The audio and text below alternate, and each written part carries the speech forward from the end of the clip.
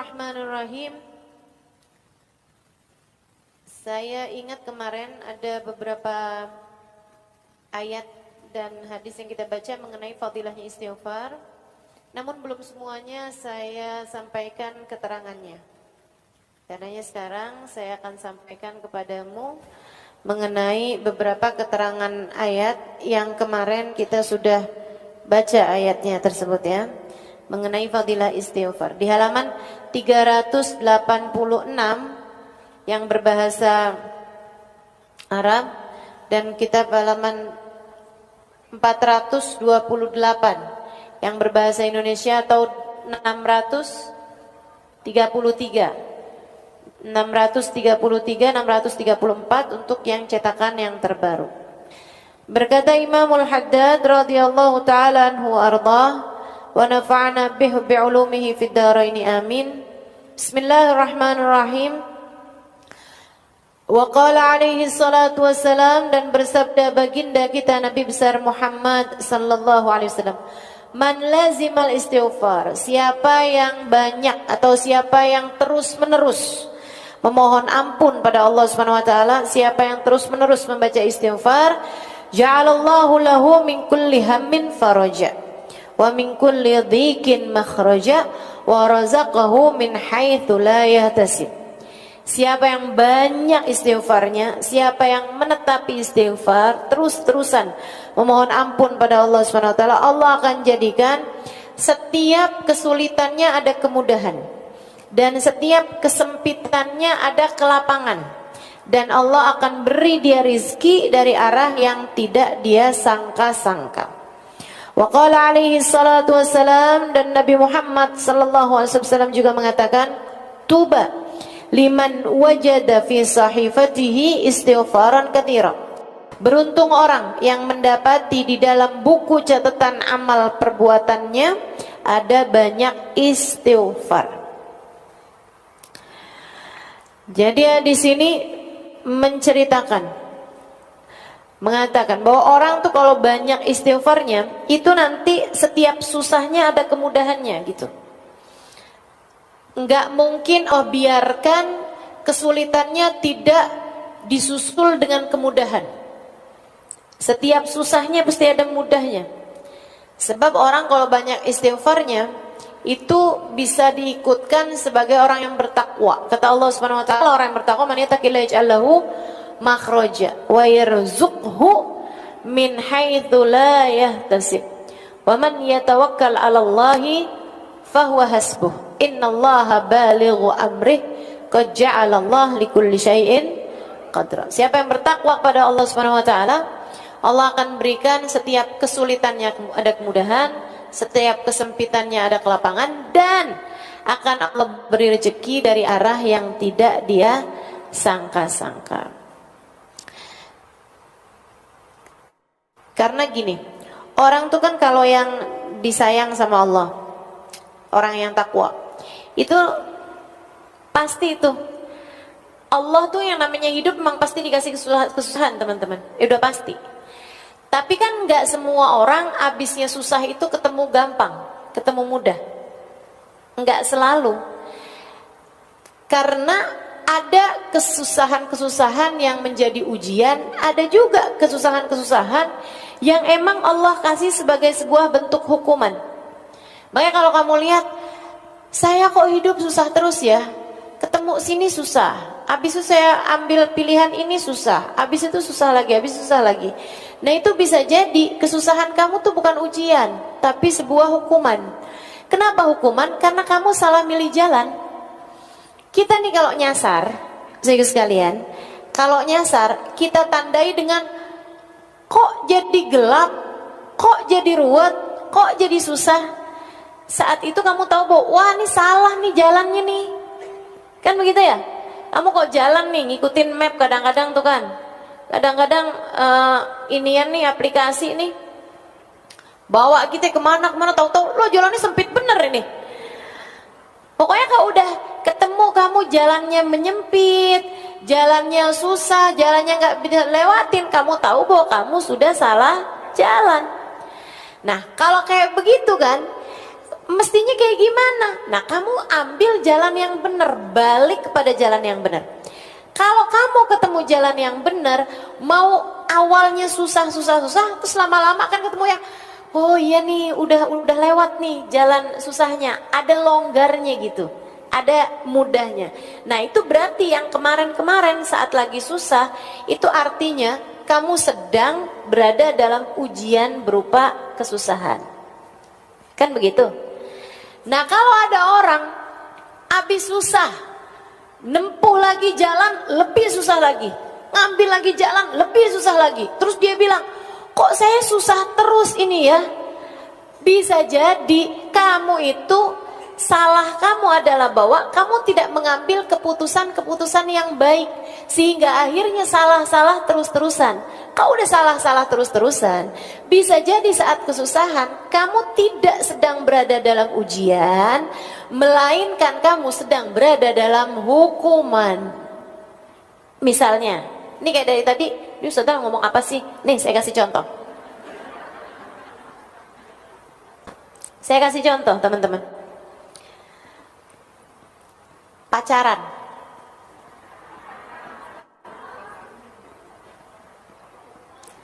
Salah apa benar? Salah. Tapi dia ikutin. Akhirnya, na'udzubillah, hamil. Susah apa gampang? Tambah susah apa tambah gampang? Tambah susah. Kemudian punya anak. Akhirnya waktu lagi hamil itu karena waduh hamil nih, gimana nih? Ya udah deh, kawin. Kawinnya kan nggak punya pilihan. Kawinlah sama orang yang menghamili itu, kan begitu. Punya anak. Habisnya nikah, kemudian melahirkan. Tambah susah apa jadi gampang? Tambah susah. Ternyata anaknya begini begitu, ternyata akhirnya siang suaminya itu dengan perempuan lain, akhirnya kemudian berantakan kehidupannya, ininya juga rumah tangganya masih belum siap, ini itu segala macam. Akhirnya anak dititipin ke panti asuhan. Wah, pokoknya udah jadi ruwet semuanya, tambah kesana, tambah ruwet, tambah belangkrak nggak jelas teman-teman. Kenapa gitu? Karena pilihannya sejak awal adalah pilihan yang salah. Kalau udah kamu memutuskan, kalau kamu udah tahu jalannya itu nyasar, ya buruan putar balik. Putar balik itulah namanya taubat. Di saat putar balik nih, kamu nih nyari-nyari jalan yang baik, sambilan kamu yang nyesel, ya ampun, kayak gitu ya Allah, mudah-mudahan keburu nih masih nih. Itu namanya istighfar. Ibarat hidup tuh kayak lagi melakukan perjalanan kehidupan tuh kayak gitu. Makanya kenapa orang-orang yang kayak kita ini yang banyak bikin salahnya emang pantas banget untuk banyak minta ampunnya sama Allah Subhanahu wa taala. Kayak gitu. Suami memilih atau suami sedang terfitnah naksir sama perempuan lain. Itu susah apa gampang? Widih langsung langsung mau curhat. Suami lagi senang atau lagi terfitnah hatinya sehingga suka sama perempuan lain yang tentu saja tidak halal bagi dia. Kan begitu? Kamu susah hatinya karena hal tersebut. Kamu cemburu, kamu marah, kamu begini, kamu begitu. Ini nih kan ujian nih. Itu kayak lagi kalian berdua ini lagi pada mulai nyasar jalannya nih. Si suami nyasar jalannya, kamu juga lagi dibawa menuju ke jalan yang salah. Teman-teman sekalian, nah ini kamu bisa memutuskan untuk yang, oh kamu mau nyasar aja, ya udah kamu aja. Saya mah enggak. Ada perempuan-perempuan berkelas yang kayak begitu. Tapi enggak banyak, enggak sedikit juga yang mikirnya kayak gini. Oh, jadi begitu caranya. Oke. Emang kamu aja yang bisa selingkuh? Saya juga. Saya juga masih cukup laku kok. Mendadak langsung jilbabnya nggak tahu kemana. Nyangkut kayaknya nih si jilbabnya. Habis itu kemudian mulai pakai pakaiannya yang terbuka-terbuka. Nah ini kan namanya kan salah, nyasar, ikutan nyasar juga. Akhirnya kemudian beneran ada yang senang sama dia. Ketemu sama laki-laki yang dia merasa bahwa ini adalah cara saya untuk balas dendam. Balas dendam sama siapa? Teman-teman saudaraku sekalian, suamimu sedang terfitnah, suamimu sedang nyasar jalannya. Masa kamu ngiri sama orang yang jalannya nyasar? Emang dia aja yang bisa nyasar jalannya, saya juga. Masa gitu? Terus habis gitu, kamu pun juga ikut menempuh jalan yang salah juga. Kemudian tambah banyak salahnya, suamimu terjebak dalam perzinaan, kamunya juga iya. Kemudian kehidupan kayak begitu, di saat ketemu nih, ketemunya cuma sama setan-setannya nih. Suami sama istri kalau udah kayak begitu tuh, itu setannya luar biasa banget. Kenal kan sama setannya, namanya siapa?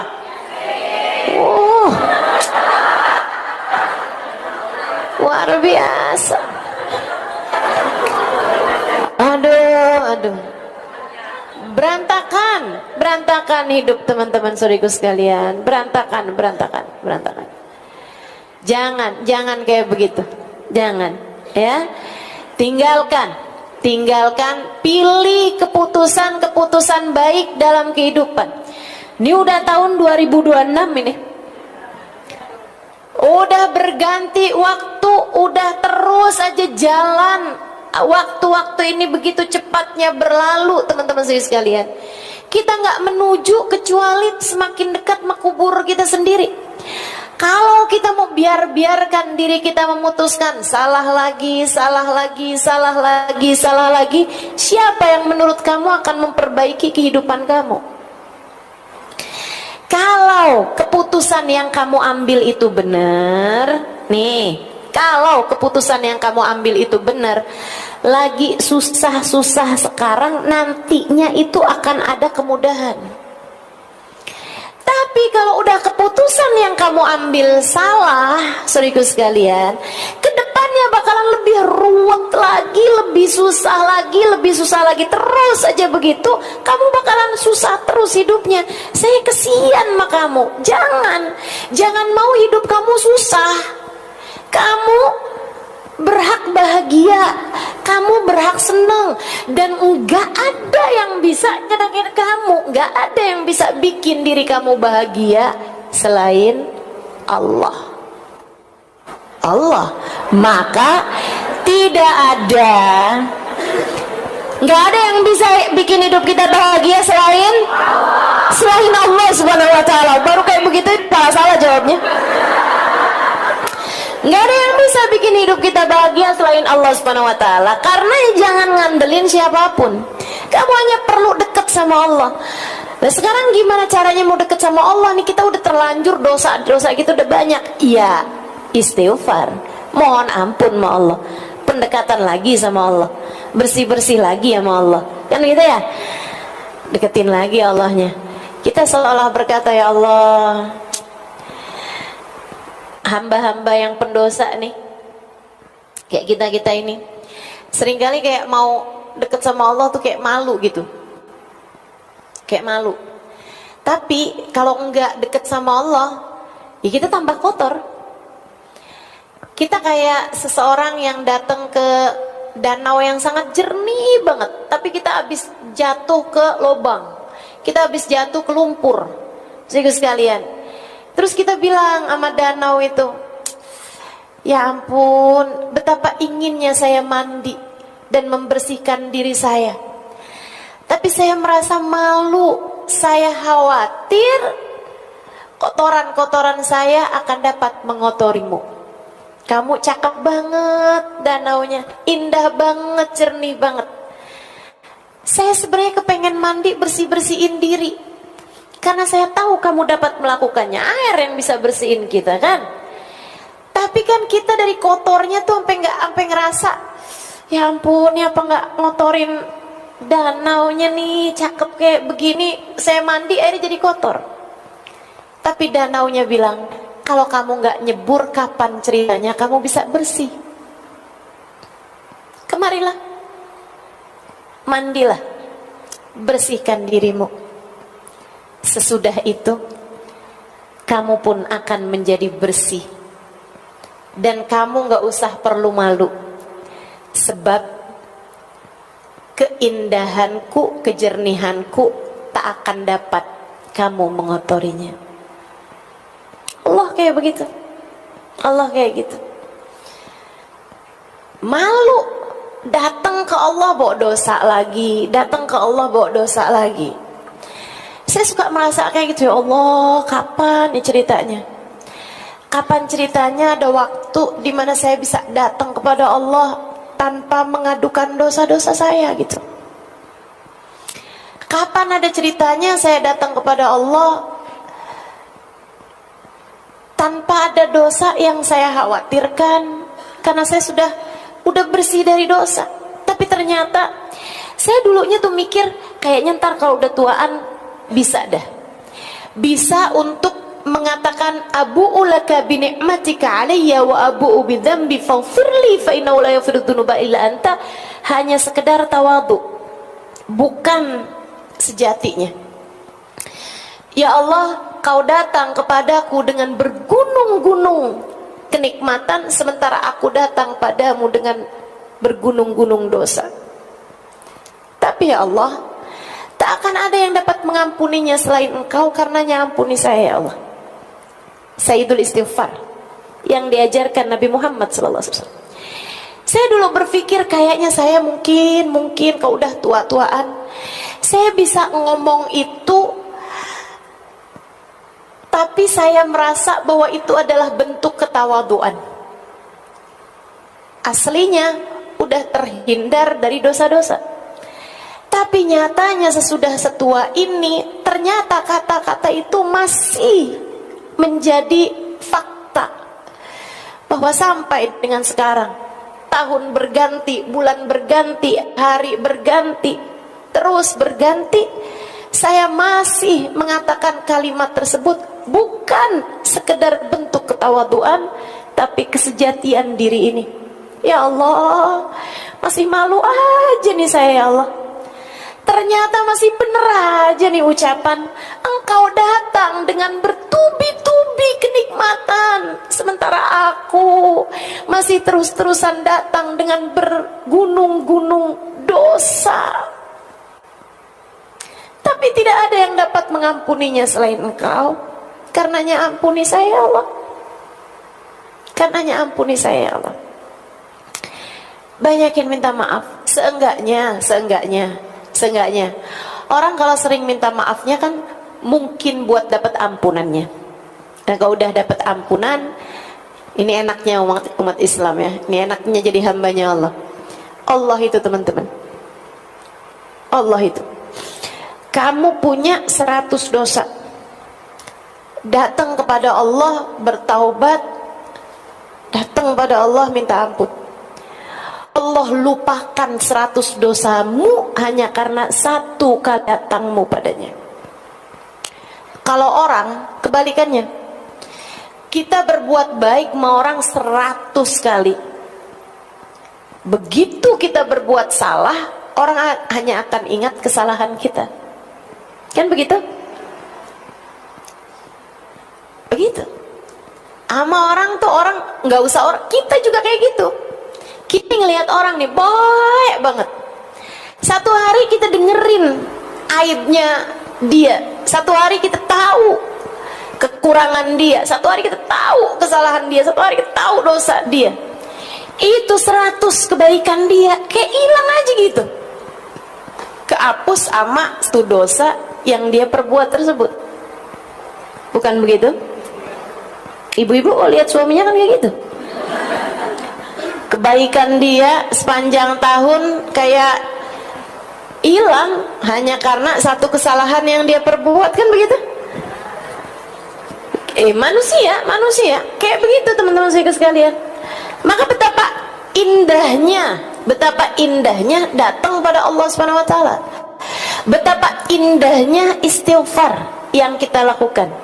Betapa pantasnya kita untuk minta ampun sama Allah Subhanahu wa taala. Pantas banget. Orang kayak kita ini nggak ada yang lebih pantas bagi kita selain minta ampun. Salahnya banyak, betul. Dosanya banyak, betul. Aibnya banyak, betul. Hatinya belum benar-benar juga, betul. Pikirannya masih salah-salah juga, betul. Niat kita masih nggak benar-benar juga, betul. Cara jaga hati kita masih segini-gini juga, betul. Akhlak kita masih berantakan juga, betul. Nggak ada yang lebih pantas dari kita ini selain perbanyak istighfar. Maka mudah-mudahan orang nih kalau udah istighfarnya banyak, katanya Nabi Muhammad, Allah akan jadikan setiap kesusahan dia Allah susuli dengan kemudahan. Setiap permasalahan dalam hidupnya Allah akan kasih jalan keluarnya. Dan Allah akan kasih rezeki dari arah yang tidak disangka-sangka. Maka tetaplah memilih kebaikan dan tetaplah meminta ampun atas kesalahan dan dosa-dosa yang telah dilakukan. Insya Allah.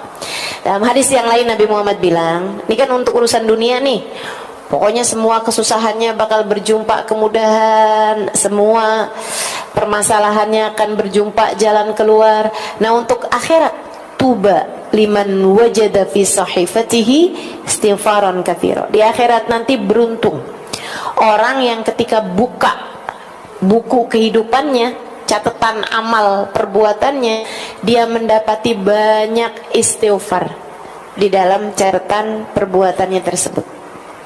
Saudara sekalian, ini bisa punya dua makna. Makna yang pertama, ya emang dia banyak istighfarnya. Dia banyak istighfarnya sehingga catatan istighfarnya banyak. Ada ribuan istighfar, tiap harinya dia baca. Ada permohonan ampun, tiap waktunya dia baca. Ada taubat dalam hatinya, ada penyesalan dalam jiwanya. Terus begitu, teman-teman saya sekalian, terus begitu. Dia ketika buka nih buku catatan amal perbuatannya, memang ada dosa, memang ada ibadah-ibadah yang kurang-kurang, tapi selagi istighfarnya banyak, Allah Subhanahu wa taala akan mengampuni dosa-dosanya dia dan akan menambal kekurangan-kekurangan dia dalam ibadah karena banyaknya istighfar yang telah dia lakukan. Oke, beruntung orang yang istighfarnya banyak. Beruntung orang yang di akhirat nanti ketika buka buku rapot istighfarnya banyak. Itu makna yang pertama. Makna yang kedua, teman-teman, kamu pernah dengar nggak hadis gini? Innallaha kullu man fis samawati wa ma fil ard yastaghfir li muallimin nasil khair. Sesungguhnya yang ada di langit dan yang ada di bumi dari makhluknya Allah Subhanahu wa taala memohonkan ampun untuk orang yang selalu mengajak orang lain berbuat kebaikan, untuk para pengajar-pengajar kebaikan, untuk para ustadz, para ustazah, para ulama yang selalu mengajak orang kepada kebaikan. Allah akan jadikan yang ada di alam semesta beristighfar baginya, hatta hitan fil bahr, sampai kepada ikan di lautan. Tapi Allah nggak sebut ikannya itu dengan bahasa samak. Ini salah satu dari hadis yang saya andalkan, teman-teman, yang saya harapkan,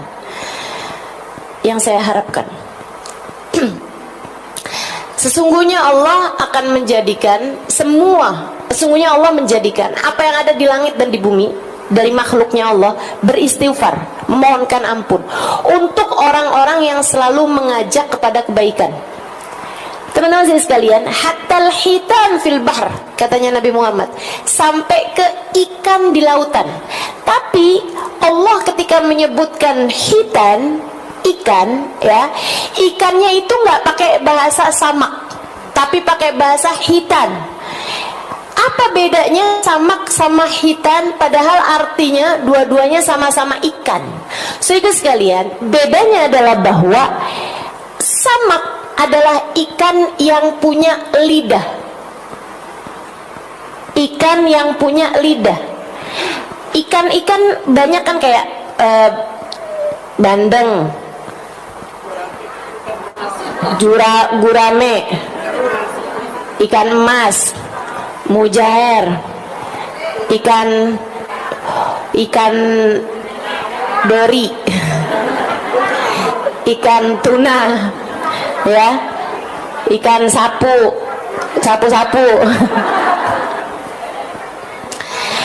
Itu ikan-ikan yang punya lidah. Pernah ketemu nggak lidahnya ikan? Pernah. Pernah nggak kamu lihat lidahnya teri? Pernah lihat nggak lidahnya teri? Nggak pernah kan? Itu teri bahasanya nggak samak tapi hitan. Kamu pernah nggak lihat lidahnya cumi-cumi? Nggak tahu tuh lidahnya yang mana gitu kan? Kamu pernah nggak lihat lidahnya udang? Nggak tahu lidahnya yang mana tuh udang. Nah itu ikan-ikan yang kamu nggak bisa lihat lidahnya, itu namanya hitan. Nabi Muhammad nyebutin ampe ikan yang nggak punya lidah di lautan beristighfar buat orang yang mengajar kebaikan. Makanya tuh kalau keterima doakan keterima. Saya bakalan jadi orang yang dapetin dalam catatan amal ibadah saya istighfar yang banyak. Kaget saya. Ini kayaknya bukan buku saya deh. Ini kayaknya bukan rapot saya nih malaikat om. Ini kayaknya bukan punya saya deh nih. Kenapa gitu Alimah? Wah istighfarnya banyak banget, 3 jutaan istighfar. Mana keburu saya? Saya kayak nggak keburu istighfar segini banyaknya nih. Tapi kok tiap hari istighfar banyak banget, apalagi kalau hari Kamis.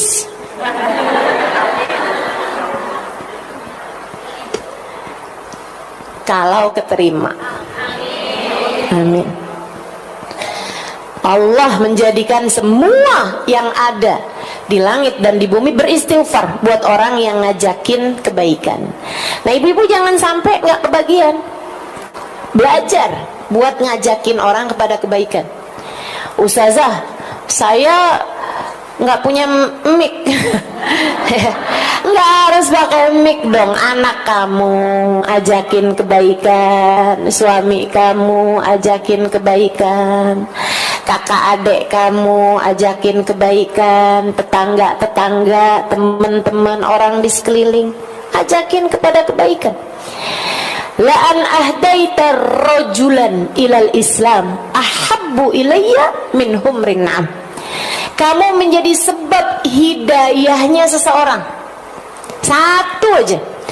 Lebih aku sukai, kata Nabi Muhammad, daripada kamu menghadiahi aku rampasan perang berupa kuda-kuda perang berwarna kemerahan.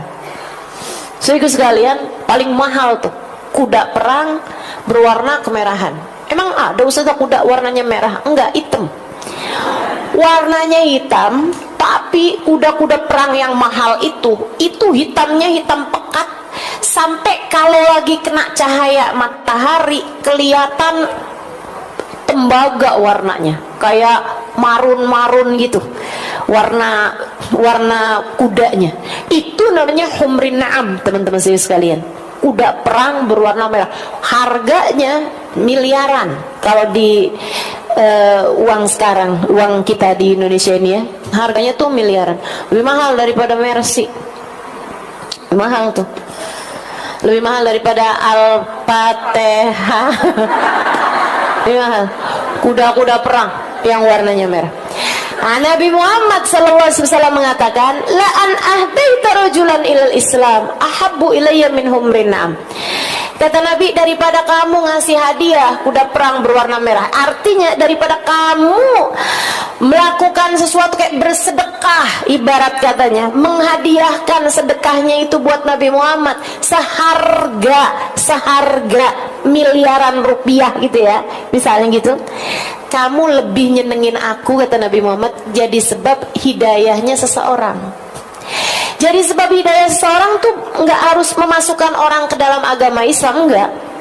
Saudara kamu asalnya nggak sholat jadi sholat, kakak kamu asalnya durhaka sama suami jadi istri solehah dengan ajakan kamu.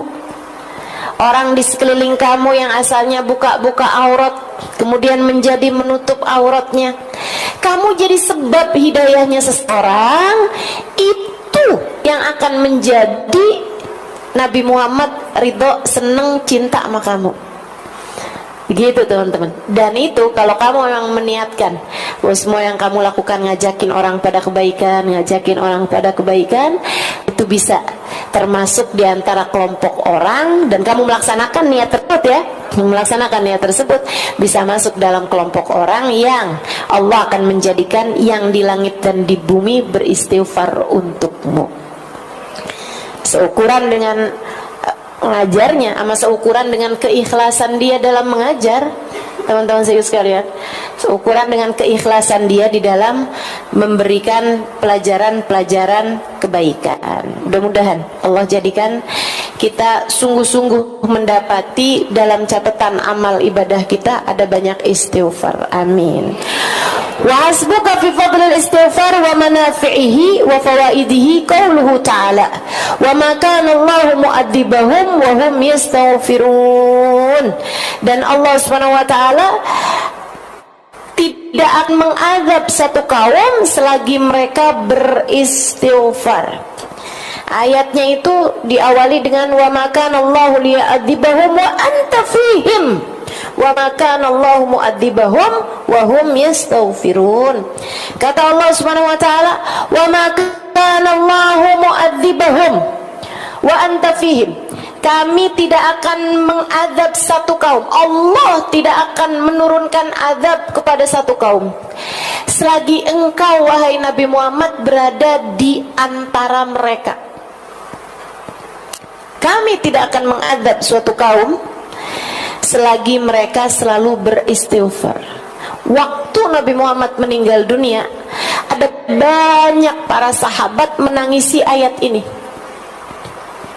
Ada banyak para sahabat menangisi ayat ini. Mereka bilang, ya Allah, kita sekarang sudah kehilangan satu sebab terangkatnya azab, yaitu baginda Nabi Muhammad SAW. Kita harus menguatkan yang satu lagi, yaitu istighfar. Itu sebabnya wali-walinya Allah SWT, terutama di zaman-zaman akhir, mereka itu teman-teman saudaraku sekalian lebih memilih untuk diangkatnya azab dari umat dibandingkan dengan tampaknya karomah-karomah mereka. Mereka daripada kelihatan kekeramatannya, bisa ini bisa itu, mereka lebih memilih gak usah ya Allah, gak usah kau perlihatkan keramat kami kepada orang-orang, jadikanlah kemuliaan kami adalah terangkatnya azab kepada umat ini ya Allah. Sehingga sekalian yang saya muliakan, waktu Nabi Muhammad ada di atas muka bumi ini dari barat ke timurnya aman dari segala azab. Gak pernah ada ceritanya turun azab semasa Nabi Muhammad ada di bumi. Kata guru saya Sayyidil Habib Umar bin Hafid, li ajlil ain qurratil Madinah, li ajlil ain qurratil Madinah, hanya agar menenangkan hati seseorang, Allah mengangkat azab dari seluruh kota. Hanya agar tenang hati, tenang sepasang mata, hanya agar damai sepasang mata, Allah Subhanahu wa taala mengangkat azab dari seluruh penjuru bumi. Hanya agar hati Nabi Muhammad tenang, Allah Subhanahu wa taala mengangkat azab dari seluruh penjuru bumi semasa hidupnya baginda kita Nabi besar Muhammad sallallahu alaihi wasallam. Saudara sekalian, Sayyidah Aisyah meriwayatkan, Nabi Muhammad tuh kalau udah mendung nih, ya. Nabi kalau udah mendung kayak gini nih teman-teman, Nabi akan duduk di atas sejadahnya. Beliau beristighfar. Beliau berdoa sampai hujan air turun atau sampai mendungnya hilang. Ketika ditanya, kenapa ya Rasulullah? Nabi Muhammad menjawab, aku khawatir Allah murka kemudian menurunkan hujan api di atas kita. Aku khawatir Allah murka kemudian menurunkan hujan api di atas kita. Baginda kita Nabi besar Muhammad, wa maka Allahu mu'adzibahum wa anta fihim. Allah bilang, kami tidak akan menurunkan azab kepada siapapun wahai Nabi Muhammad selagi kamu ada di atas muka bumi. Keberadaan Nabi jagain bumi teman-teman, sampai wafatnya Nabi Muhammad sallallahu alaihi wasallam. Zamannya Sayyidina Umar bin Sayyidina Abu Bakar As-Siddiq, bumi damai, tenang, nggak pernah berapa-apa. Sampai di masa kekhalifahan Sayyidina Umar bin Al-Khattab alaihi ridwanallah, satu waktu terjadi gempa.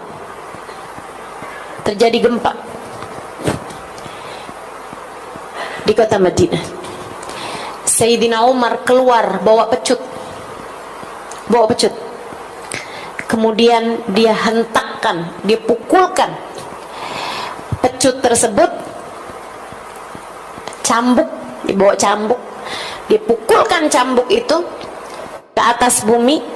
Kemudian beliau bilang, ala a'dil fawqaka ya ardallah, ala a'dil fawqaka ya ardallah, bukankah aku telah adil di atasmu ini wahai buminya Allah?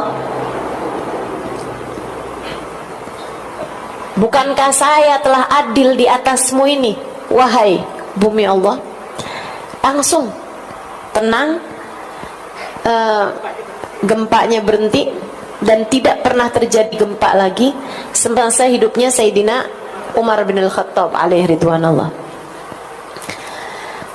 Hamba-hamba tercinta di sisi Allah Subhanahu wa taala mengangkat bala dari umat. Saudara sekalian, termasuk juga kamu kalau dicinta sama Allah, kamu bisa mengangkat bala sekurangnya dari diri kamu, atau bahkan sekurangnya dari orang-orang di sekeliling kamu. Makanya kalau ada orang-orang di sekeliling kamu masih belum benar, masih kena bala, masih ada hal-hal yang yang maksudnya masih ada kayak bencana apa segala macam di dalam kehidupan kamu, itu cara Allah juga memperingatkan bahwa kamu belum segitunya tercinta di sisinya. Sehingga sekalian, saya pernah ceritakan sama kamu orang perempuan, saya nggak tahu teman-teman masih ingat apa nggak ingat. Enaknya cerita sama ibu-ibu kan kayak gitu. Dulu nggak tahu, habis itu diceritain terus lupa.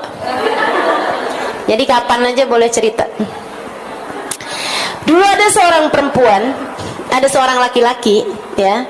Dia tuh penasaran siapa sih jodoh dia gitu. Kok kayaknya udah sampai umur udah hampir 50-an tahun nggak nikah-nikah. Ada aja halangannya sampai nggak nikah-nikah. Kok soleh, laki-laki soleh, bahkan ya kayak waliullah lah gitu ya. Seorang ulama, beliau datang mengajar kemana-mana, tapi nggak ada jodohnya gitu. Kayak ada aja halangannya, nggak ketemu jodohnya. akhirnya satu hari dia doa kayak gini nih, ya Allah, kalau emang saya ini enggak takdir nikah di dunia, ya Allah, saya mau kau kasih tahu saya jodoh saya di surga. Gitu. Aneh doanya ya. Para jomblo nggak usah doa kayak gitu. Nggak usah. Kayak segitu putus asa kamu gitu. Jangan.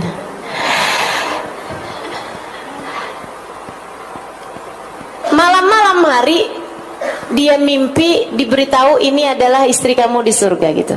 Namanya Fulana bintu Fulan al-Fulani di daerah Fulani gitu.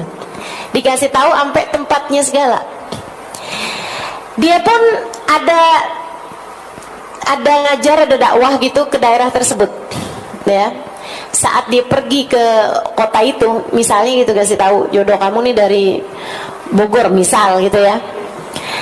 Pas dia lagi di Bogor itu, habis selesai majelis dia nanya, ada yang kenal nggak sama Fulanah bintu Fulan al-Fulan? Nggak ada yang kenal. Besoknya dia pergi ke Jonggol misal, maksudnya itu Bogor tapi yang dalamnya gitu, dalamnya lagi, kampungnya lagi gitu. Nah di sana dia nanya lagi gitu, habis selesai dia nanya, ada nggak yang kenal sama Fulana bintu Fulan al-Fulan? Habis selesai majelis ya, ada tuh pemuda, dia bilang saya kenal tapi apa ya Syekh nanyain tentang dia. Kenapa emangnya? Itu Syekh seorang perempuan penggembala kambing, tinggal di lereng gunung, lereng bukit, nggak punya tetangga, nggak punya apa-apa. Perempuan aneh yang kayaknya sebatang kara juga gitu.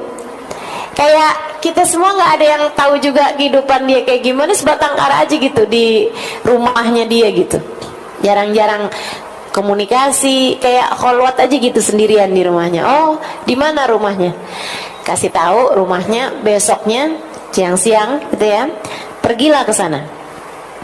Pergi ke sana kelihatan tuh atas satu lereng gunung ada satu rumah itu aja. Mau masuk ke dalam rumah dia heran sama sebuah pemandangan. Apa itu? Ada serigala sama kambing lagi elus-elusan, lagi sayang-sayangan. Pikiran kamu jangan kotor. Sayang-sayangan kayak ibu sama anaknya gitu. Kayak ibu sama anaknya gitu kan. Kan suka lihat tuh anak kambing, kucing lagi dielus-elus sama emaknya kan itu tuh. Nah ya, kayak gitu loh. Tapi ini serigala sama kambing, aneh banget kan dia ngeliat pemandangan itu. Akhirnya dia ketok pintu. Assalamualaikum ya Fulanah bintu Fulan al-Fulani, sebutin namanya. Gak ada jawaban. Assalamualaikum ya Fulanah bintu Fulan al-Fulani. Gak ada jawaban juga. 3 kali. Assalamualaikum warahmatullahi wabarakatuh ya Fulanah bintu Fulan al-Fulani. Dalam nyaut suara perempuan. Waalaikumsalam warahmatullahi wabarakatuh ya Fulan bin Fulan al-Fulani. Tahu juga dia. Yang datang siapa dia tahu.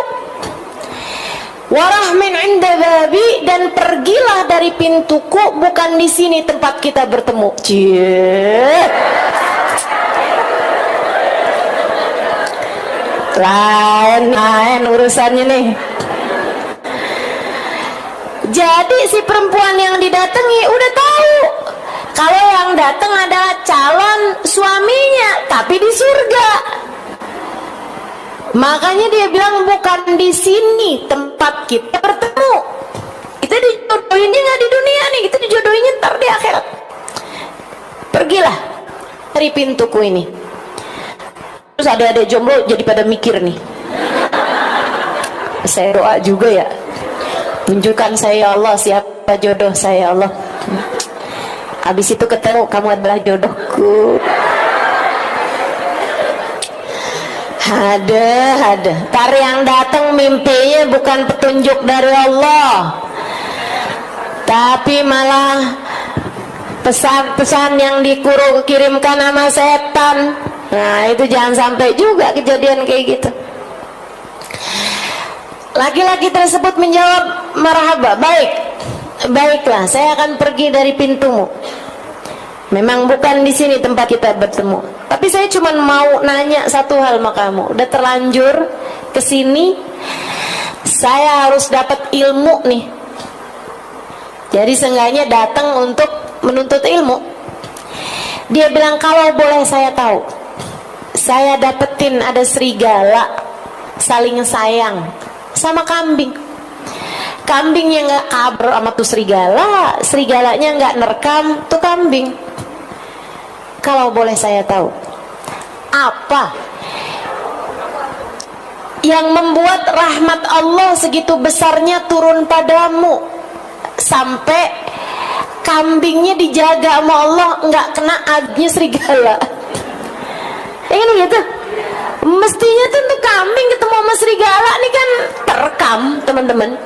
Dan itu kan bala, segede-gede bala buat kambing, ya kan? Tapi ini kok kamu sampai segala kambingnya kamu aja loh dijaga sama Allah. Kambing kamu nih sampai dijaga sama Allah segitunya gitu. Apa sebabnya? Perempuan tersebut menjawab, innahu mahad rahmah min indillah. Saya rasa itu memang rahmatnya Allah aja gitu.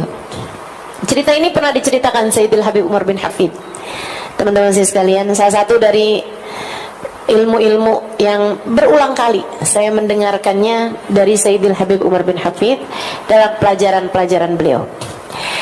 Akhirnya dia bilang, ya udah kalau gitu saya pamitan. Ya memang kalau udah rahmatnya Allah, Allah mau ngasih yu'ti man yasha kan gitu.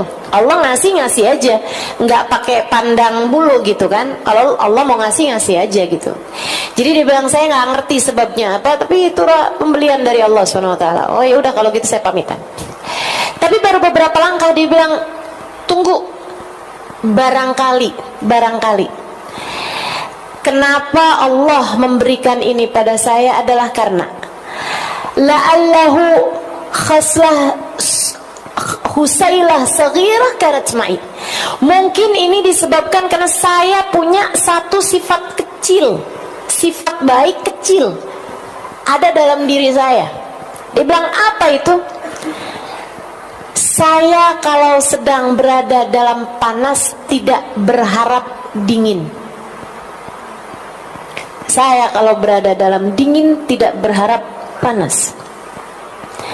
Saya kalau sedang berada dalam keadaan lapang tidak berharap sempit, dan sempit tidak berharap lapang. Saya kalau lagi nggak punya duit nggak berharap punya duit, kalau punya duit nggak berharap nggak punya duit. Kalau yang kedua gampang, tapi yang pertama itu yang repot. Saya kalau sedang sehat nggak berharap sakit, ya iya. Tapi saya kalau sedang sakit pun saya tidak berharap sehat. Saya tahu apapun yang Allah Subhanahu wa Ta'ala tetapkan adalah yang terbaik, sehingga saya menerimanya dengan penuh sukacita.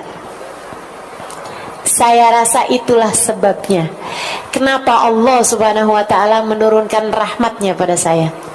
Laki-laki tersebut mengatakan, innahu laysat khusailah, innaha khaslah kabirah. Itu sih bukan sifat kecil, itu adalah sifat besar yang tidak dimiliki kecuali oleh para hamba-hamba terkasih, tercinta di sisi Allah.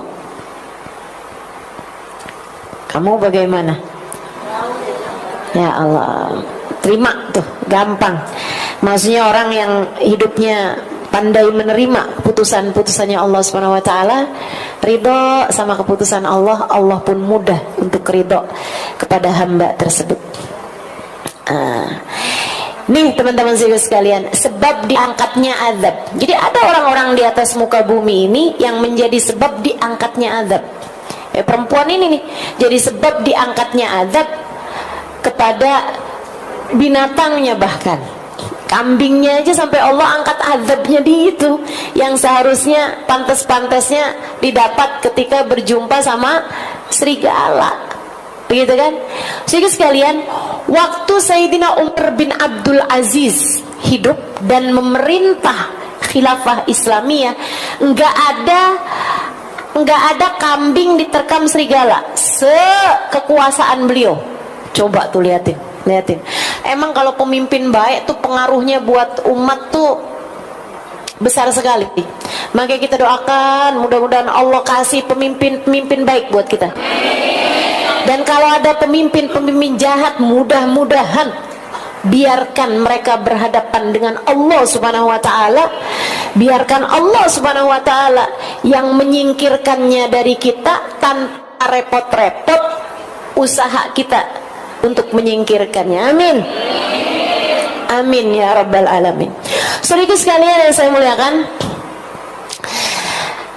ini nih Sayyidina Umar bin Abdul Aziz. Makanya satu waktu ada serigala mendapati kambingnya diterkam, ada penggembala mendapati kambingnya diterkam sama serigala. Dia lagi di tengah-tengah gembalaannya, dia dapetin ada yang teriak kenceng banget, dia samperin ke sana, ternyata salah satu kambingnya diterkam sama serigala. Beliau langsung pegang kepalanya seraya mengatakan, "Mat Amirul Mukminin ya Nas, mata Amirul Mukminin Umar bin Abdul Aziz. Ayo kita semuanya pergi ke kota. Amirul Mukminin Umar bin Abdul Aziz meninggal dunia." Dan benar. Sebab semasa hidupnya Amirul Mukminin Umar bin Abdul Aziz jadi penyebab Allah angkat bala dari semua negerinya. Rakyatnya semua dijaga Allah Subhanahu wa taala karena keadilan, kesolehan, rahmat yang Allah Subhanahu wa taala berikan kepada Sayyidina Umar bin Abdul Aziz. Subhanallah.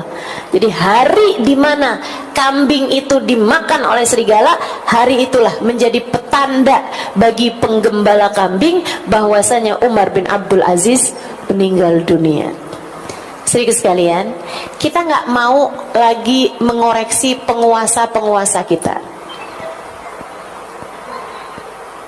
Katanya Nabi Muhammad, sebagaimana rakyatnya seperti itulah pemimpinnya. Ya, emang kitanya juga kayaknya belum benar-benar amat juga ya, ya kan? Nah, korupsi di mana-mana, taan di mana-mana, kezaliman di mana-mana. Ya wajar aja lah kalau masih punya pemimpin kayak begitu. Meskipun kita akan terus berusaha untuk berdoa, tapi sekurangnya biar keberadaanmu mengangkat bala dari orang di rumahmu sekurangnya. Suami kamu biar dijauhkan dari bala karenamu. Jangan malah kamu jadi sebab balanya dia. Sejak kawin sama kamu saya sial mulu, astagfirullah. Astagfirullah. Semoga kamu jadi sebab terangkatnya bala dari kedua orang tuamu. Semoga kamu jadi sebab terangkatnya bala dari anak-anakmu. Semoga kamu jadi sebab terangkatnya bala dari semua yang ada di dalam rumahmu. Amin ya rabbal alamin. Nah itu sebab Nabi Muhammad, keberadaan beliau di satu tempat menjadi sebab terangkatnya bala, bahkan dari seluruh penjuru bumi. Gak ada yang diadab tuh waktu Nabi Muhammad ada di atas muka bumi. Begitu Nabi Muhammad meninggal dunia, para sahabat banyak yang nangisi ayat ini nih. Ya ampun, sebab terangkatnya bala dari kita udah yang satu, yaitu keberadaan Nabi Muhammad diangkat di atas muka bumi. Kita hanya tinggal bisa mengangkat bala dari sebab yang satu lagi. Apa itu?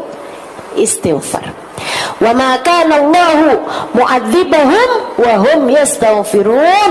Dan Allah tidak akan menurunkan azab kepada satu kaum selagi mereka mustaghfirun, yastaghfirun, selagi mereka selalu beristighfar. Ini Allah nggak bilang hum mustaghfirun.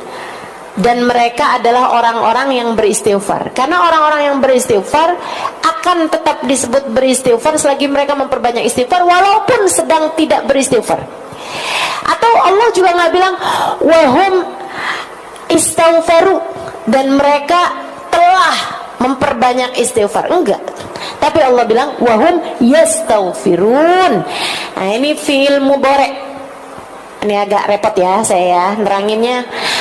Tapi nggak apa-apa, tetap harus saya terangin biar siapa tahu di sini ada yang belajar nahwu, belajar sorof, belajar fadilatul ma'ani, gitu ya.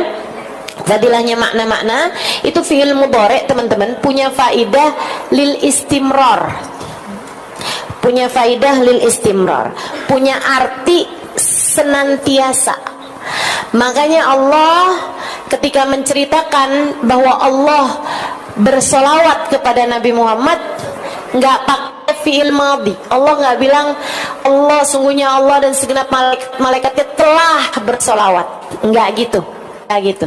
Tapi pakainya innallaha wa malaikatahu yusalluna 'alan nabi. Yusallun pakai fi'il mudhari', punya faidah sedang, senantiasa dan selalu. Ya, punya faedahnya salah satunya adalah dengan senantiasa, punya arti senantiasa. Artinya Allah tidak akan menurunkan adab kepada satu kaum selagi mereka selalu senantiasa beristighfar. Istighfar yang banyak. Biar Allah angkat adab. Angkat adab dari dirimu. Karena dosa-dosa ini pantas bikin kita diadab sama Allah. Mudah-mudahan Allah angkat adab dari kita ini, teman-teman. Biar Allah angkat azab dari rumah tanggamu. Biar jadi rumah tangga yang terjaga. Nah, itu mesti banyak istighfarnya, mesti banyak istighfarnya. Apalagi kita nih di bulan ini ya, bulan Rajab emang bulannya istighfar, teman-teman. Ini alhamdulillah walaupun tanpa rencana, tapi memang Allah SWT jadikan kita bahas urusan istighfar pada bulannya istighfar. Itu kayak Allah lagi mau bilang gitu, kurang apa nih? Kurang apa? Kalau enggak istighfarnya kamu perbanyak juga, mau nungguin apa lagi? Diajarin buat memperbanyak istighfar pada bulannya istighfar.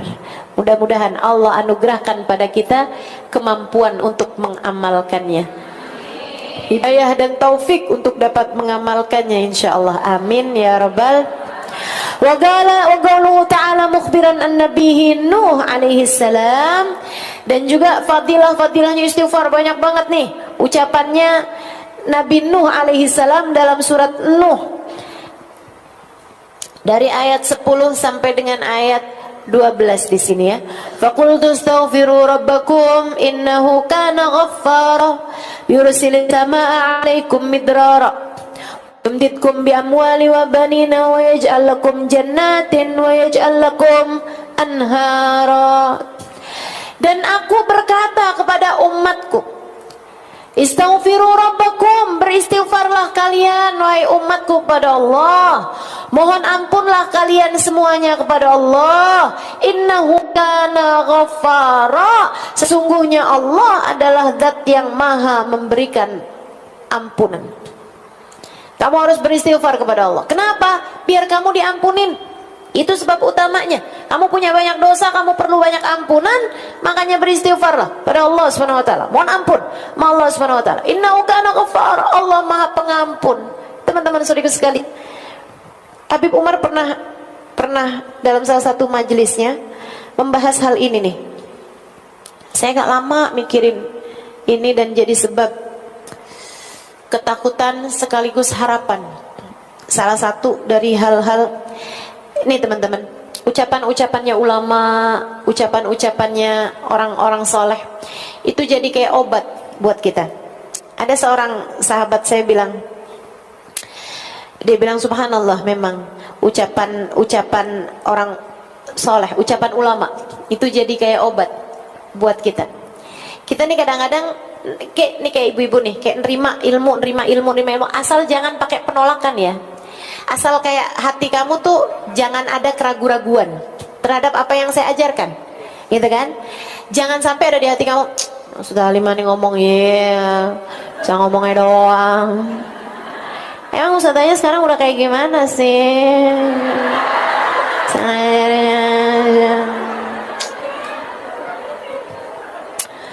Sebenarnya ya ilmu saya sama ilmunya Ustadzah Halimah tuh 11-12. Saya disuruh baca kitab gundul gitu kayak bisa lah. Ya, kayak bedanya cuman kayak dia bisa lebih mudah meyakinkan orang aja sih sebenarnya. Jangan ada perasaan-perasaan kayak begitu sama orang yang mengajarkan kepadamu kebaikan. Jangan.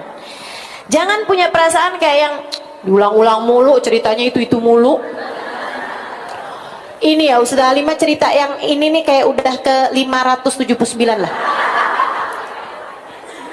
Hati-hati, jangan ya. Tapi selagi kamu mendengarkannya dengan rasa menerima ilmu tersebut kayak yang iya ya ampun, mudah-mudahan ya, gitu ya.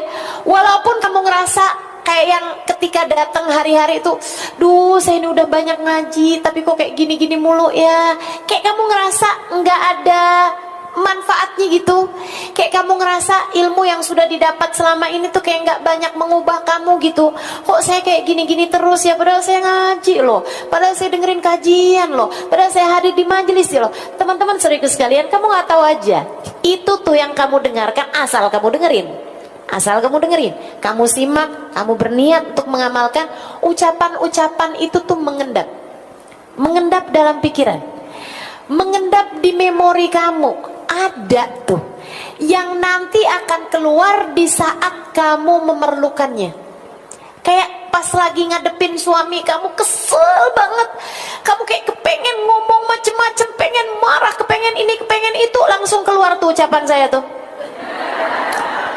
Suami yang pegang kunci surga, yang benar mas suaminya, jangan sampai kunci surga kamu dia telan. Betul, pasti itu. Di saat kamu lagi kepengen beli apa-apaan tapi duit kamu nggak ada gitu kan, di saat kayak ambisi banget gitu, pasti terngiang tuh ucapan saya. Sesedikit apapun uangmu cukup untuk membiayai hidupmu. Sebanyak apapun uangmu gak bakal cukup membiayai. Kalau kepengen hidupnya tenang, damai, jangan banyak. Iya kan?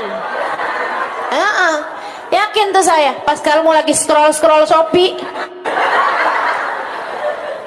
tanggal ganjil kayak hari ini.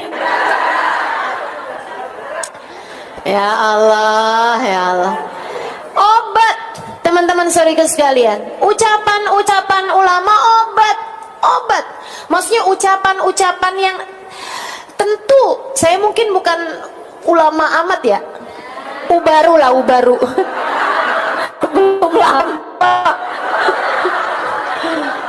belum lama masuk baru. Tapi itu kan saya mengucapkannya berdasarkan ilmu, jadinya jadi obat, begitu kan ya. Kalau pas kamu lagi kesel sama anak nih, kayak apa kamu masukin lagi ke perut gitu.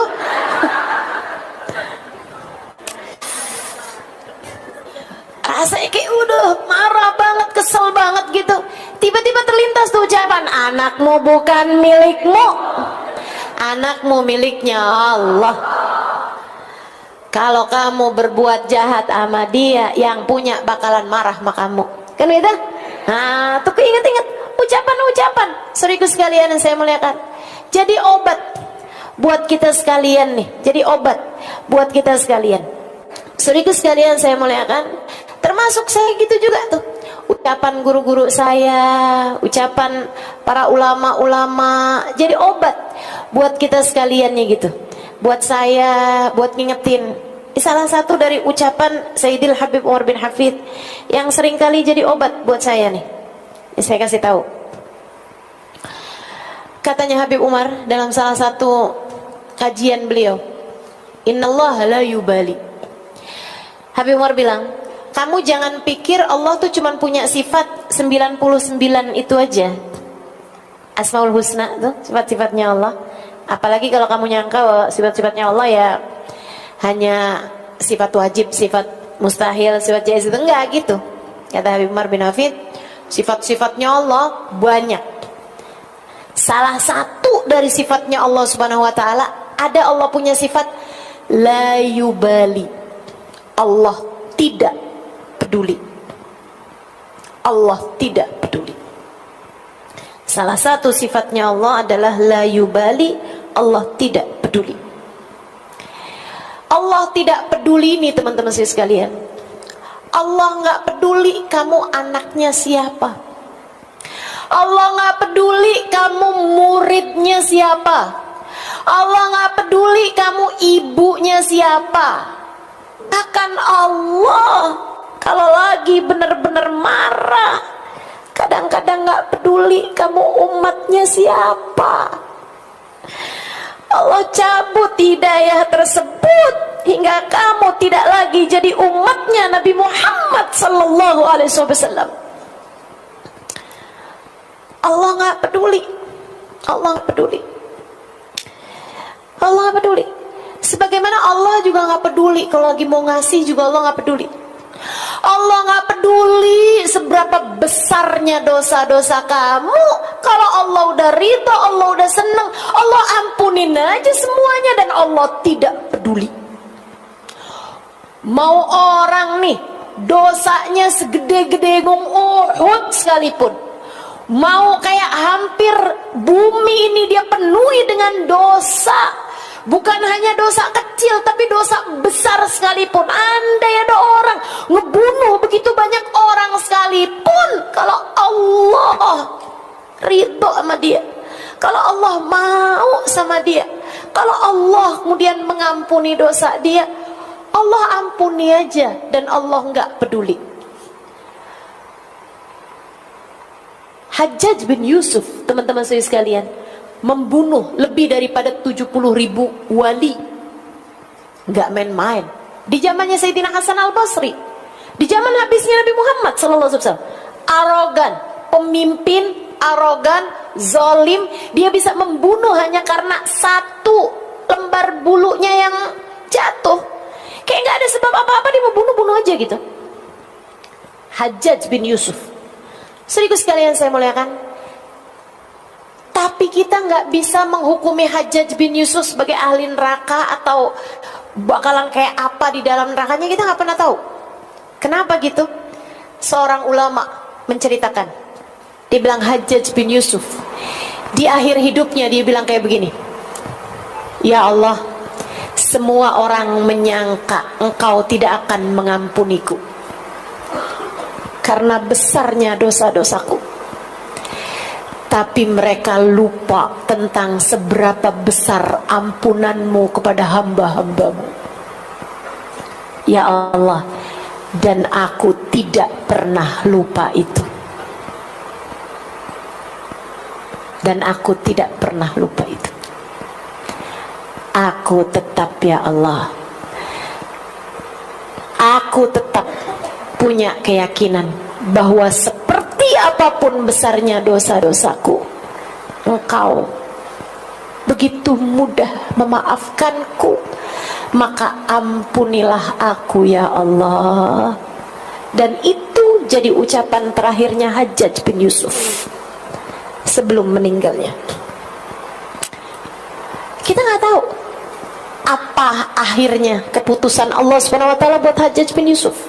Tapi teman-teman saudaraku sekalian, ini ngajarin kepada kita bahwa andai pun Hajjaj bin Yusuf dosa nyampe udah kayak begitu, kalau Allah Subhanahu wa taala mau mengampuni, yang lain bisa apa? Yang lain bisa apa? Andai dosa kita udah kayak dosanya Hajjaj bin Yusuf sekalipun gitu, dan alhamdulillah kita kan nggak pernah bunuh orang seenggaknya. Paling nyamuk yang kita bunuh, ya kan? Ya nggak bunuh orang kita. Kita nggak ngerjain dosa kayak apa gedenya gitu kan? Teman teman-teman sekalian, asalkan kamu sungguh-sungguh minta kepada Allah SWT ampunan, mungkin banget dosa kamu itu diampuni sama Allah SWT, mungkin banget. Maka jangan pernah putus asa dengan seberapapun besarnya dosamu. Dek, kak, nak, bu, nek, semua aja, siapapun kamu yang mendengarkan ucapan saya, jangan pernah putus asa dari besarnya dosa-dosamu. Allah kalau mau ngasih kamu ampunan, Allah tidak peduli. Allah kalau mau ngampunin, Allah nggak peduli. Tapi juga jangan main-main sama Allah, karena sekecil apapun dosamu, sesedikit apapun dosamu, kalau Allah mau perhitungkan, Allah tidak peduli. Kalau Allah mau perhitungan sama satu dosa saja, cukup untuk membuatmu tergelincir kaki saat melewati jembatan Siratal Mustaqim suatu hari nanti, dan Allah tidak peduli. Allah tidak peduli.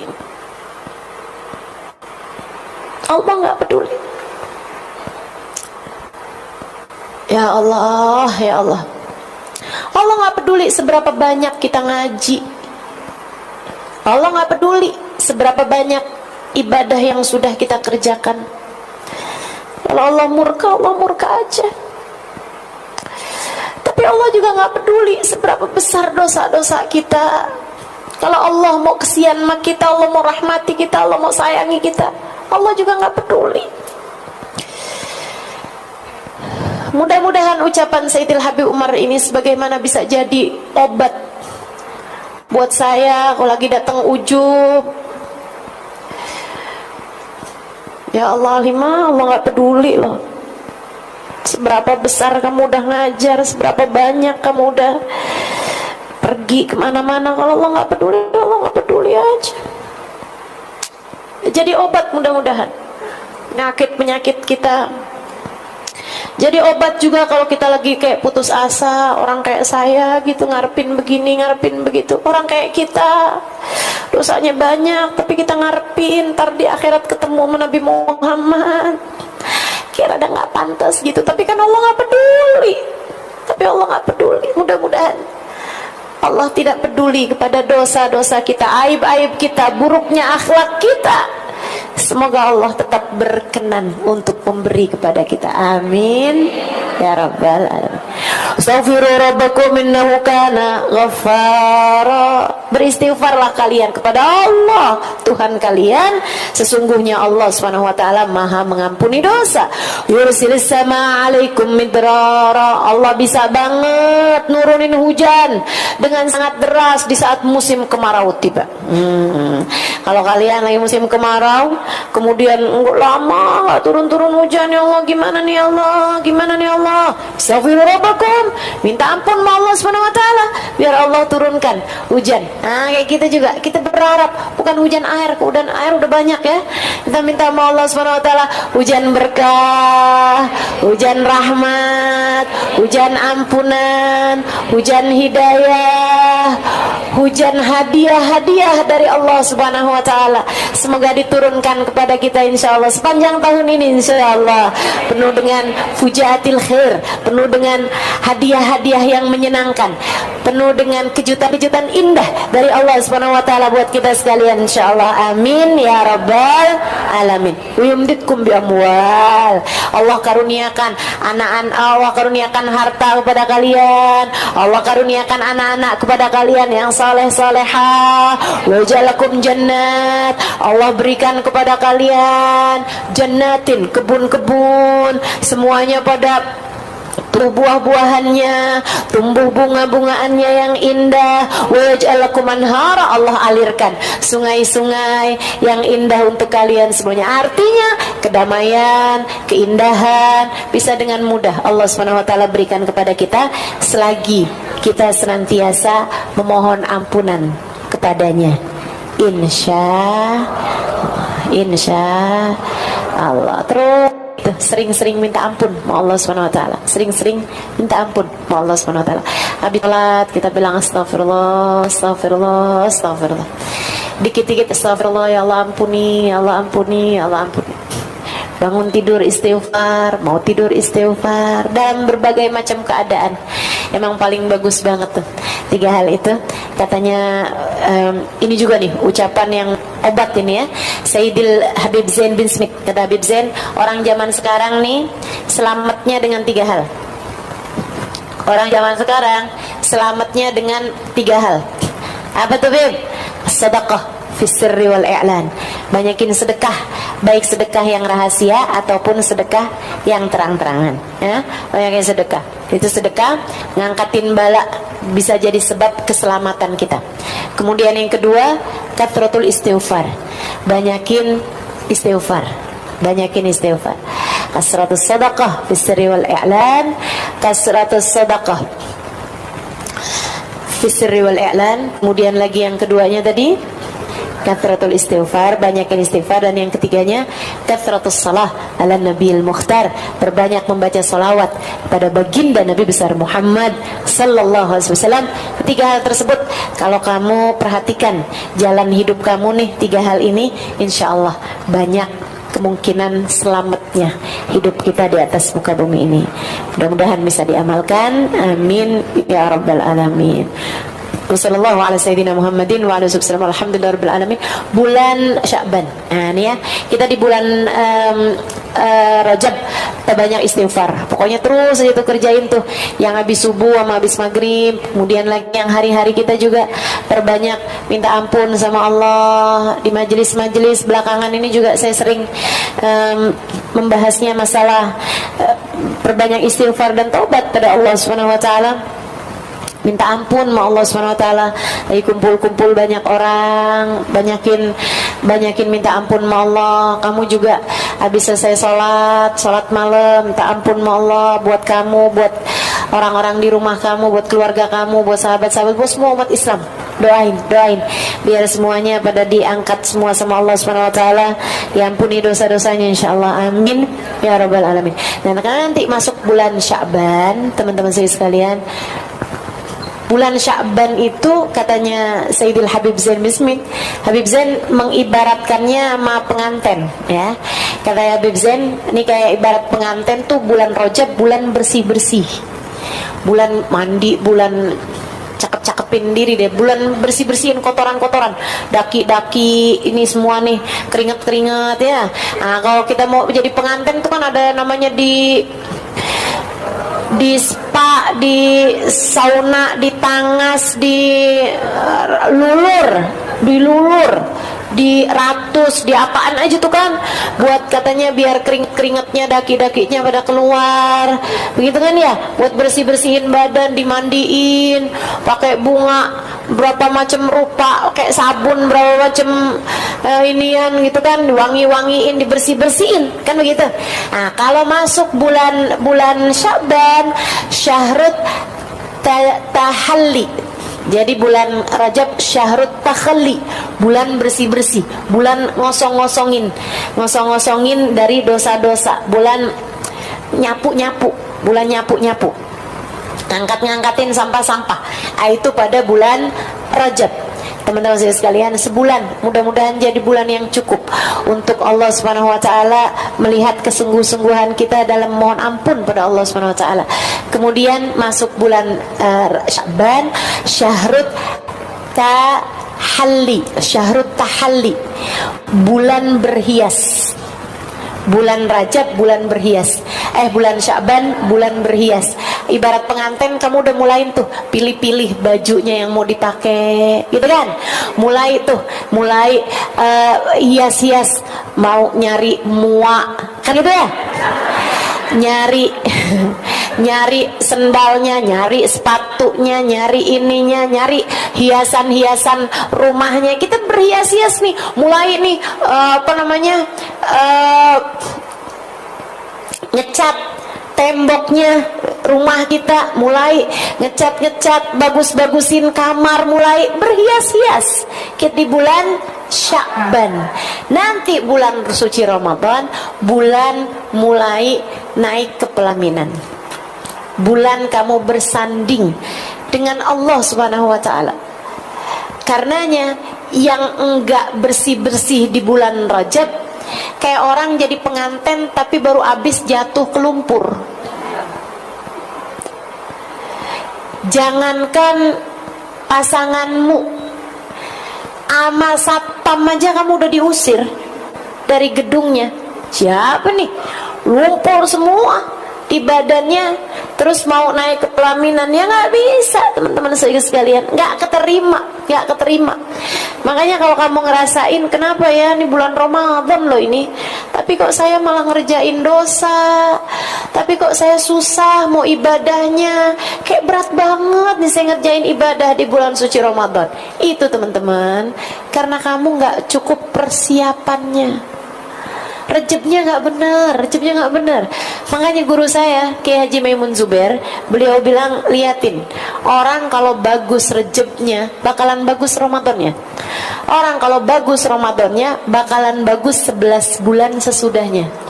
Makanya kamu kalau kepengen benerin nih sepanjang tahun nih bakalan bener mulai nih dari bulan Rejeb ini nih.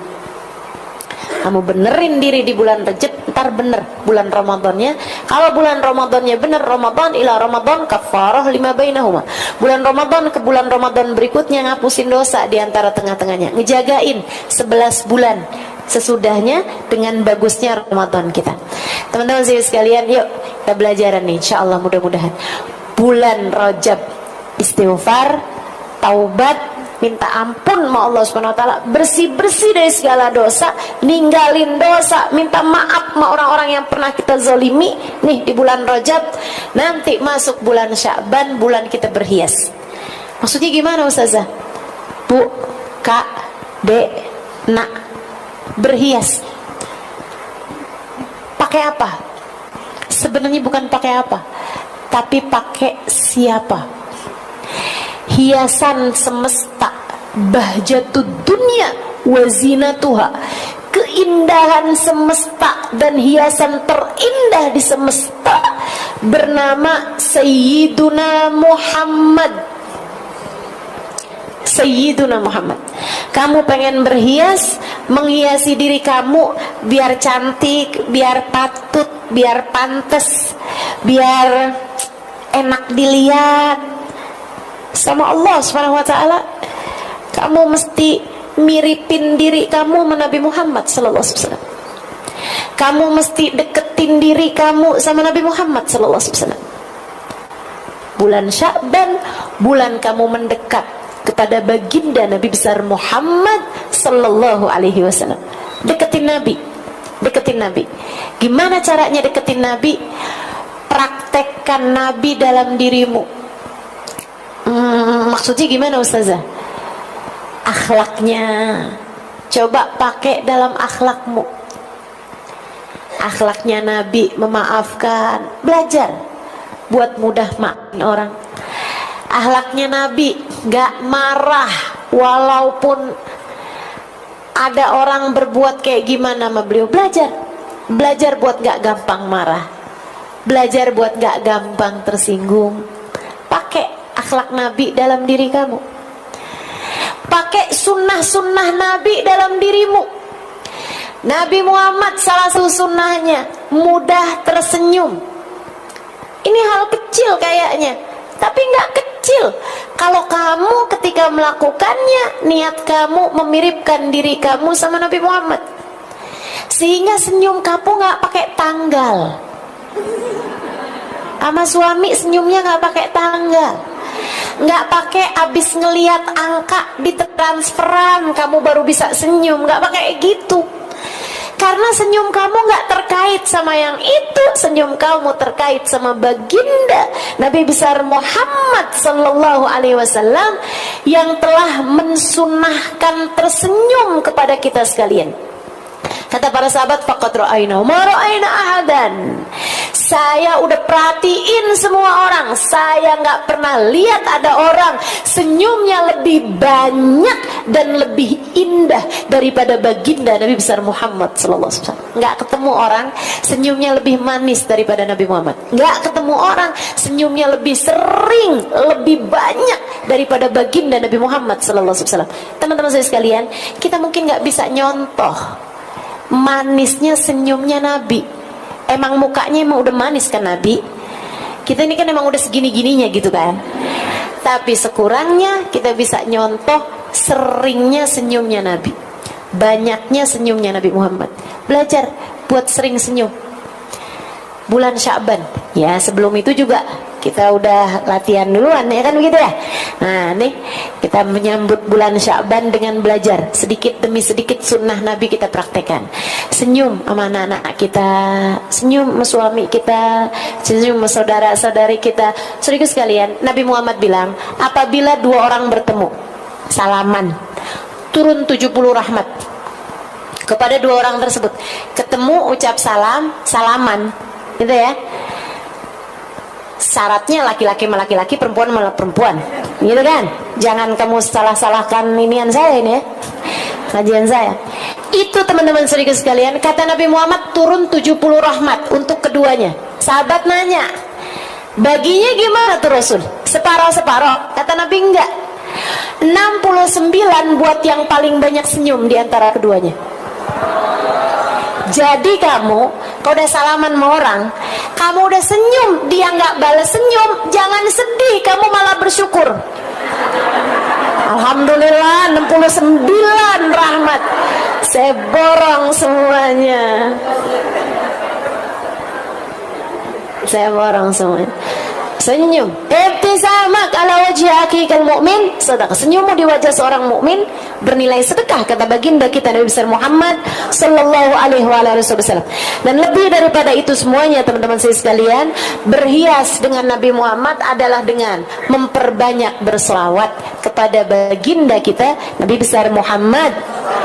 Makanya bulan Sya'ban para ulama menyebutnya sebagai Syahrus Salah ala Nabil Mukhtar, yaitu bulannya kita bersolawat kepada Nabi Muhammad sallallahu alaihi wasallam, biar juga ngepasin ucapannya Nabi Muhammad, wa Sya'ban syahri, Sya'ban adalah bulanku, dan ngepasin juga fakta bahwasanya firman Allah Subhanahu wa taala yang berbunyi, a'udzubillahi minasyaitonirrajim, bismillahirrahmanirrahim, innallaha wa malaikatahu ya ayyuhalladzina amanu wa sallimu taslima. Firman tersebut turun pada bulan Sya'ban. Maka bulan Sya'ban, bulannya kita mendekat kepada Nabi Muhammad, dengan kita melaksanakan sunnah-sunnahnya Nabi, dengan kita belajar mempraktekkan akhlaknya Nabi dalam kehidupan, dan juga dengan kita memperbanyak bersolawat kepada Nabi besar Muhammad sallallahu alaihi wasallam.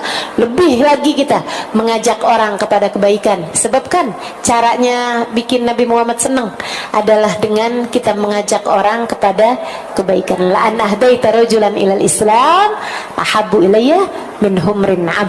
Kamu menjadi sebab hidayah seseorang, satu orang aja lebih aku sukai, kata Nabi Muhammad, daripada kamu menghadiahi aku kuda-kuda perang berwarna merah, harta rampasan berupa kuda perang berwarna merah. Nah ini mudah-mudahan kita dapat mengamalkannya insya Allah, sehingga masuk bulan suci Ramadan kita udah pantas bersanding. Sehingga ketika masuk bulan suci Ramadan, saat kita puasa, Allah memandang kita dengan cinta. Saat kita buka puasa, Allah mengabulkan doa-doa kita. Saat kita terawih, Allah menerima semua amal ibadah kita. Saat kita baca Al-Quran, Allah memandang kita dengan pandangan kasih sayang. Indah Ramadan untuk orang-orang yang masuk Ramadan dalam keadaan penuh kesiapan, yaitu dengan bersihin diri di bulan Rajab, berhias diri pada bulan Sya'ban. Rabbana zalamna anfusana wa illam taghfir lana wa tarhamna lanakunanna minal khasirin. Rabbana atina fid dunya hasanah wa fil akhirati hasanah wa qina adzabannar.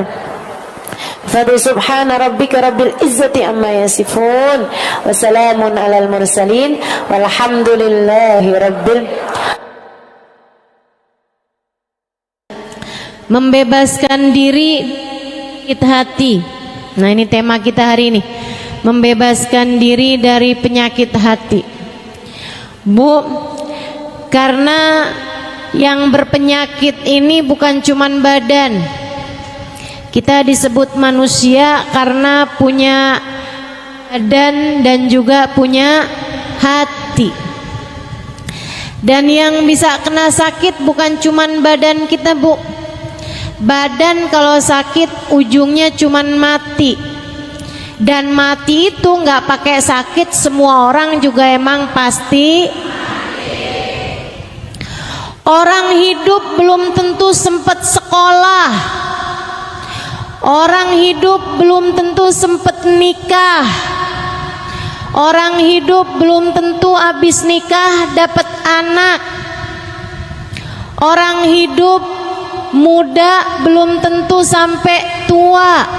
Tapi yang pasti semua orang hidup pasti merasakan mati. Badan tuh seapa-apanya sakit. Kalau sakit badan ujungnya cuman mati. Dan mati itu keharusan, keniscayaan sebagai seorang manusia. Masalahnya kalau sampai yang sakit bukan badan tapi hati. Bu, Dek, Nak, mau sebut ibu-ibu doang soalnya banyak adik-adiknya nih ntar ngiri. Jadi sekarang nih kayaknya mesti nyebut semua generasi nih. Bu, Dek, Nak, Nek. Ada nenek-nenek juga ya. Hati kalau sakit bahayanya besar. Kenapa gitu? Bisa nggak selamat?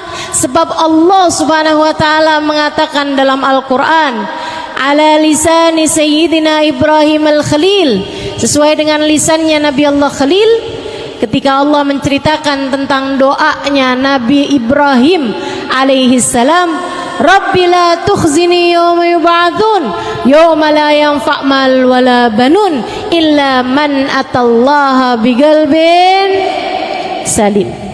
Kata Allah, ya Allah, jangan hinakan saya di hari Engkau membangkitkan hamba-hambamu. Jangan buat saya kecewa di akhirat nanti, ya Allah. Yauma la yanfa' mal. Akhirat, hari orang gak selamat bawa harta. Wala banun, hari orang gak selamat bawa anak. Jadi yang punya anak banyak jangan bangga dulu. Wah, saya mah tenang dah, punya anak 30. Jangan bangga dulu, sebab keselamatanmu tidak tergantung dari itu. Yauma la yanfa' mal wala banun. Lantas yang selamat orang yang datang bawa apa? Illa man atallah biqalbin salim. Yang selamat adalah orang yang datang pada Allah dengan bawa hati. Hati yang selamat, hati yang bagus, hati yang pantas, hati yang bercahaya. Pemilik-pemilik hati yang bercahaya inilah yang kelak di hari akhirat akan hidup dalam keadaan nikmat. Kalau kamu kepengen hidupmu senang, kelak di hari akhirat nanti akan, kalau kamu pengen hidup kamu dari sejak di dunia dikaruniai kehidupan yang baik, kehidupan yang bahagia, kehidupan yang terarah, kehidupan yang solehah, pastikan kamu punya modalnya hati yang selamat. Selamat dari apa? Selamat dari kotoran-kotorannya. selamat dari penyakit-penyakitnya, selamat dari kegelapan-kegelapannya. Apa kotorannya hati? Kotorannya hati adalah dosa. Kata Nabi Muhammad alaihi salatu wassalam, "Idza adnabal abd nakat fi qalbihi nuqtah sauda, fa in istaghfar wa taba musih wa illa." Kata Nabi Muhammad, seseorang apabila mengerjakan dosa, maka tertorehlah di lantai hatinya, di ruang hatinya satu titik hitam. Kalau dia bertaubat, dia beristighfar, dia mohon ampun kembali kepada Allah, dihapus titik hitamnya. Kalau enggak, titik hitam terus ada. Bikin dosa lagi, titik hitam lagi. Bikin dosa lagi, titik hitam lagi, sampai hatinya penuh dengan kotoran-kotorannya, hingga hatinya menjadi gelap, tak lagi bercahaya. Nanti kalau hati udah banyak kotoran-kotorannya, hatinya jadi berpenyakit. Penyakitnya hati apa aja? Banyak. Imamul Haddad dalam kitabnya menyebutkan penyakit-penyakit hati paling berbahaya. Kata beliau, salah satu dari penyakit hati paling berbahaya namanya kibir, kesombongan. Kesombongan ini merupakan penyakit hati yang sangat berbahaya. Lawannya sombong adalah tawadhu. Sombong merasa diri lebih baik daripada orang lain. Saya sih duduk di belakang, tapi nih ya, kalau orang tahu siapa saya, pasti saya bakal didudukin di depan.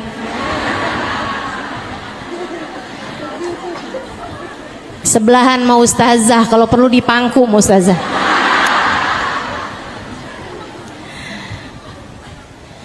Nah ini nih, merasa diri lebih baik gitu. Ada orang yang duduk di depan tapi merasa dirinya tidak lebih baik daripada yang duduk di belakang. Nah itu mestinya emang kayak gitu.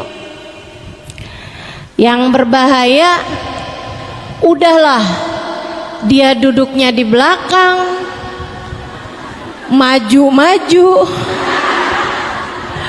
pengen duduknya paling depan, pakai dorong-dorong orang. Ada yang begitu? Mana orangnya? Ada yang ngacung di belakang. Insyaallah.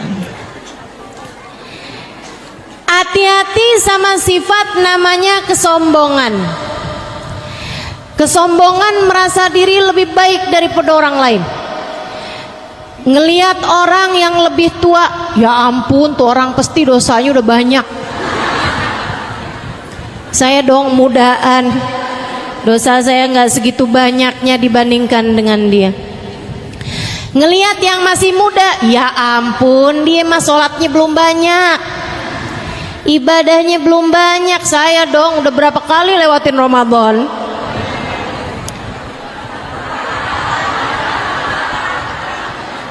Ngerasa diri lebih baik daripada yang muda-muda.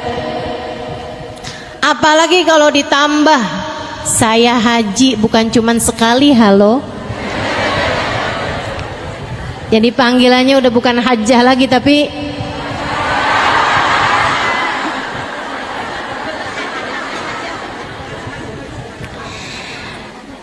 merasa diri lebih baik daripada orang lain, entah karena ibadah, entah karena ilmu,